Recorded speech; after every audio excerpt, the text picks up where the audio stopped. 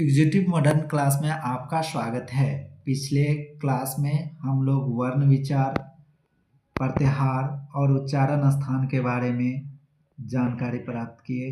आज इन तीनों टॉपिक पे ऑब्जेक्टिव क्वेश्चन लेकर आए हैं जो बिहार बोर्ड एग्जाम के व्यू से काफ़ी इम्पोर्टेंट है। अब क्लास स्टार्ट करते हैं। पहला क्वेश्चन है, संस्कृत व्याकरण के जनक कौन हैं? पहला क्वेश्चन है, देखेंगे ऑप्शन में है Panini, Patanjali, Bharavi, none of this. तो पाणिनि। फिर दूसरा क्वेश्चन पे आते हैं, भाषा की सबसे छोटी इकाई क्या है? वर्ण, शब्द, ध्वनि, वाक्य। तो वर्ण। फिर तीसरे क्वेश्चन पे आते हैं, वर्ण को किस अन्य नाम से जाना जाता है? शब्द, वाक्य, अक्षर, वर्ण। तो अक्षर। चौथा क्वेश्चन है, किसके उच्चारण में दो मात्रा का समय लगता है? ह्रस्व स्वर, दीर्घ स्वर, प्लुप्त या नन। देखिए, इसमें जो है ह्रस्व स्वर में एक मात्रा का उच्चारण होता है और दीर्घ स्वर में दो का। और आपसे पूछे तीन का उच्चारण किसमें होता है? तो प्लुप्त में। आगे देखेंगे पांचवें क्वेश्चन पे, संस्कृत में स्वर वर्णों को किस नाम से जाना जाता है? संस्कृत वर्ण में स्वर वर्णों को किस नाम से जाना जाता है? तो ऑप्शन है अच, हल, लन, नन। तो इसमें अच के नाम से जाना जाता है। फिर अगला क्वेश्चन है 6 नंबर, संस्कृत में व्यंजन वर्ण को किस नाम से जाना जाता है? उत, हल, सल, अच। तो हल के नाम से जाना जाता है। फिर अगला क्वेश्चन है, स्पर्श वर्ण कौन है? हम पिछले वीडियो में अच्छे तरीके से बताए हैं। स्पर्श वर्णों की संख्या कितनी है? तो 25। इसमें छांटना है कौन स्पर्श वर्ण है। तो देखेंगे पहला ऑप्शन है यहलन, रहलन, फिर है कहलन, हहलन। तो इसमें सी नंबर ऑप्शन होगा, कहलंत। फिर है आगे क्वेश्चन, इनमें से कौन घोष वर्ण है? तो ऑप्शन है कहलंत, जहलंत, सहलंत, गहलंत। तो गहलंत होगा। फिर आगे क्वेश्चन है 9 नंबर, इनमें से अल्प प्राण वर्ण हैं? तो देखेंगे ऑप्शन में चहलंत, गहलंत, फिर ठहलंत, फहलंत। इसका आंसर हो जाएगा बी, गहलंत। फिर है पाणिनि के अनुसार महेश्वर सूत्रों की संख्या क्या है या संख्या है?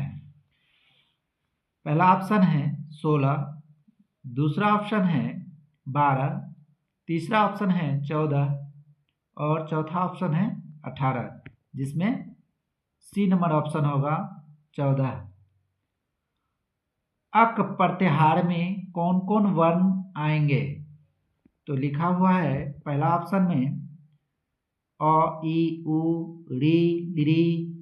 फिर है सेकेंड ऑप्शन री, लिरी, ए, ओ।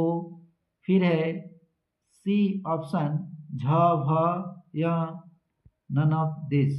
तो इसमें होगा पहला ऑप्शन, क्योंकि पिछले वीडियो में अच्छी तरह हमने प्रत्याहार के बारे में भी पढ़ाया है। फिर च वर्ग का उच्चारण स्थान है? तो देखेंगे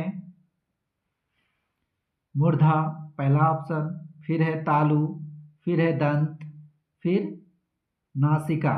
तो इसमें आंसर होगा तालु। फिर व का उच्चारण स्थान है। ऑप्शन है कंठोष्ठम, नासिका, दंतोष्ठम, ओष्ठ। तो इसमें से कौन होगा? सी नंबर, दंतोष्ठ। फिर कहता है पंचम वर्ण का उच्चारण स्थान क्या है? देखेंगे, पहला ऑप्शन है नासिका, फिर बी ऑप्शन है ओष्ठ, फिर सी में मूर्धा और डी में तालु। तो इसमें क्या होगा? नासिका। फिर लास्ट क्वेश्चन है 15 नंबर, इनमें महाप्राण वर्ण हैं। तो इसमें देखेंगे, पहला ऑप्शन है स्वहलन, फिर सेकेंड ऑप्शन है कहलन, फिर थर्ड ऑप्शन है घहलन और फोर्थ ऑप्शन है पहलन। तो इसमें होगा स्वहलन। एक क्लास को हम रिव्यू कर लेते हैं। संस्कृत व्याकरण के जनक कौन हैं? पाणिनि। भाषा की सबसे छोटी इकाई वर्ण है। वर्ण को किस अन्य नाम से जाना जाता है? अक्षर। किसके उच्चारण में 2 मात्रा का समय लगता है? तो दीर्घ स्वर। संस्कृत में स्वर वर्ण को किस नाम से जाना जाता है? अच के नाम से। संस्कृत में व्यंजन को किस नाम से जाना जाता है? हाल के नाम से। स्पर्श वर्ण कौन है? तो कहलन। इनमें से कौन घोष वर्ण है? तो गहलन। इनमें से अल्प वर्ण हैं। गहलन। पाणिनि के अनुसार महेश्वर सूत्रों की संख्या 14 है। क अक प्रत्याहार में कौन कौन वर्ण आएंगे? अ, ई, उ, री, लिरी। च वर्ग का उच्चारण स्थान है तालु। व का उच्चारण स्थान है दंतोष्ठम। पंचवर्ण का उच्चारण स्थान है नासिका। इनमें महाप्राण कौन है? स्वहलंत। हम लोग वर्ण विचार, प्रत्याहार, उच्चारण स्थान पढ़े, जिसका ऑब्जेक्टिव प्रश्न उत्तर करा दिया गया। इसी के साथ वर्ण विचार समाप्त हुआ। इसके बाद हम उपसर्ग लेके आएंगे। धन्यवाद।